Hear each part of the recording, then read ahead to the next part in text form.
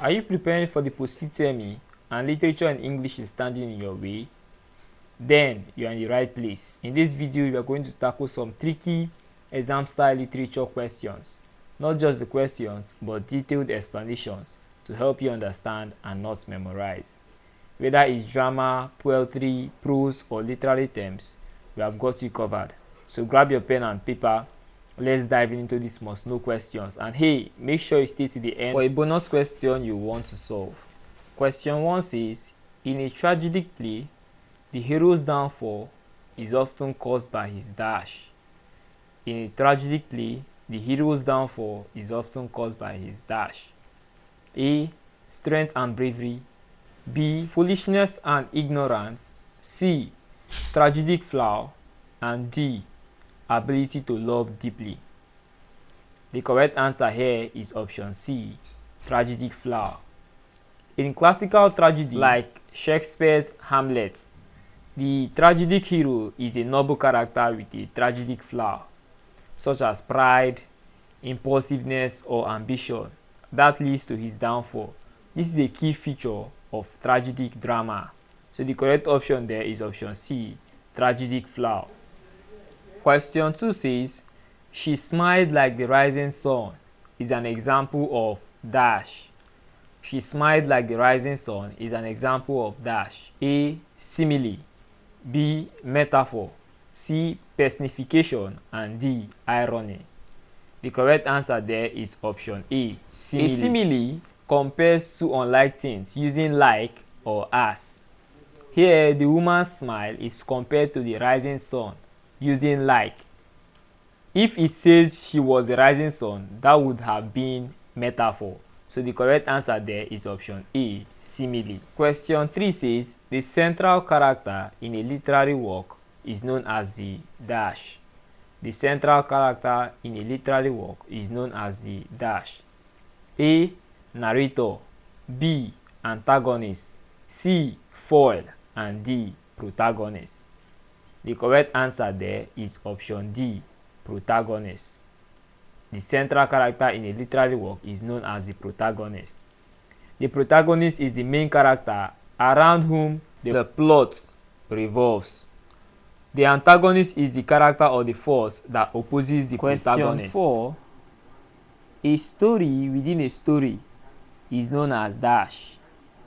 A story within a story is known as dash. A. Allegory. B. Satire. C. Frame narrative. And D. Flashback. I'll repeat the options again. A. Allegory. B. Satire. C. Frame narrative. And D. Flashback. The correct answer there is option C. Frame narrative. A frame narrative is a story that contains another story within it.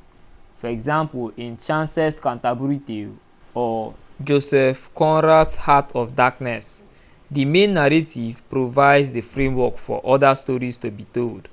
So the correct answer there is frame narrative. A story within a story is simply known as a frame narrative. Question 5. In Wole Soyinka's The Lion and the Jewel, Lakunle is best described as dash. In Wole Soyinka's The Lion and the Jewel, Lakunle is best described as dash. A symbol of African tradition. B. A wise and experienced man. C. A foolish modernist. And D. A humble village chief. The correct option there is option C. Lakunle is best described as a foolish modernist. Let's explain. Lakunle tries to adopt Western values but often misapplies them. He criticizes traditional culture but does not fully understand modernity either. Soyinka uses him to satirize blind imitation of Western culture. So the correct option there is option C, a foolish modernist. Question 6 says the repetition of consonant sounds at the beginning of nearby words is called dash. The repetition of consonant sounds at the beginning of nearby words is called dash. A. Alliteration. B. Assonance. C. Consonants. And D. Onomatopoeia. The correct answer there is option A. Alliteration. What is alliteration? Let's explain. Alliteration involves repeating initial consonant sounds.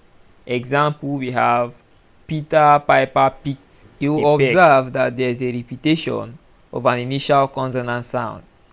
Assonance, on the other hand, is repetition of vowel sounds. Consonants repeats consonant sound within or at the end. So the correct option there is alliteration. It involves repeating initial consonant sounds. So the correct option remains option A. Question 7. A poem that mourns the death of someone is called dash. A poem that mourns the death of someone is called dash. A. Sonnet. B. Ode. C. Elegy. And D. Ballad. The correct answer there is option C. Elegy. An elegy is a solemn or reflective poem, typically lamenting the death of a person. Sonnets, on the other hand, are 14-line poems. Odes are lyrical and celebratory. Ballads are narrative poems. The correct option there remains option C. Elegy. Question 8. The use of exaggeration for emphasis or effect is called dash. The use of exaggeration for emphasis or effect is called dash. A. Irony. B. Oxymoron. C. Euphemism. And D. Hyperbole. The correct answer there is option D. Hyperbole. Hyperbole is an exaggerated statement not meant to be taken literally, like I have told you a million times. It emphasizes emotions or ideas. So that's what hyperbole is all about. It is an exaggerated statement not meant to be taken literally. So the correct option there remains option D. Question 9 says, what is the dominant theme in George Orwell's Animal Farm? What is the dominant theme in George Orwell's Animal Farm? Option A. Religion and superstition. B. Class struggle and betrayal. C. Romance and loyalty. D. Migration and displacement. The correct answer is option B. Class struggle and betrayal. Animal Farm is a political allegory about the Russian Revolution. It explores how power corrupts, how leaders betray the trust of the masses, and how social classes are manipulated. So Animal Farm, the dominant theme in George Orwell's Animal Farm is class struggle and betrayal. Question 10 says, when the outcome of a situation is the opposite of what is expected, this is called dash. A. Satire. B. Irony. C. Paradox. And D. Oxymoron. When the outcome of a situation is the opposite of what is expected, this is called dash. The correct answer is option B. Irony. Irony occurs when there is a contrast between expectation and reality. For example, a fire station burning down is ironic. Paradox is a seemingly contradictory statement that may hold truth. The correct option there is irony. Alright, here's your bonus question. Listen carefully. The sea waved 1,000 hands to bid them farewell is an example of what literary device. The sea waved 1,000 hands to bid them farewell is an example of what literary device. A. Hyperbole. B. Alliteration. C. Personification. And D. Irony. Drop your answer in the comment section below, and don't just type it later. Tell us why you choose it. Let me see who really knows their figure of speech. Great job making it to the end.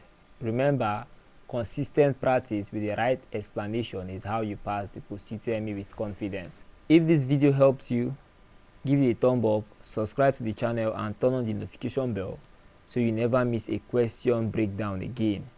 Got any topic you want us to cover next? Drop them in the comments. Till next time, keep reading, keep practicing. Success is just a question away.